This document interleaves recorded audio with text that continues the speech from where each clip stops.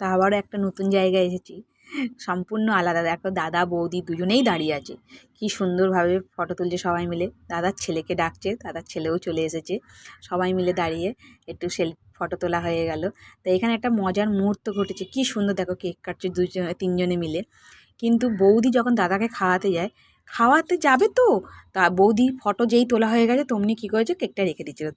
দাদা কী করেছে, সঙ্গে সঙ্গে বৌদির হাত থেকে খেয়ে নিয়েছে। মানে এত সুন্দর এই মুহূর্তগুলো লাগে, এই দেখো বৌদি রেখে দিতে যাচ্ছিলো। মানে আমার এত ভালো লেগেছে এখানটা, কি বলবো, এই আনন্দের মুহূর্তগুলোই আলাদা। মানে সবারই একটা মুহূর্ত থাকে সব রকমের, এই তুলে ধরে রাখার জন্যে।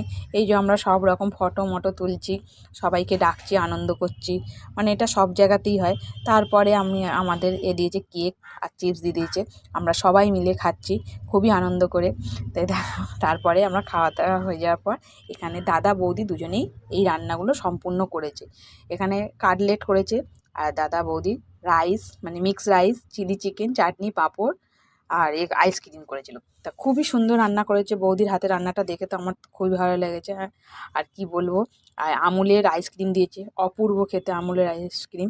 তা আমার এরকম ছোটো ছোটো ব্লগ দেখতে কার ভালো লাগে বলো।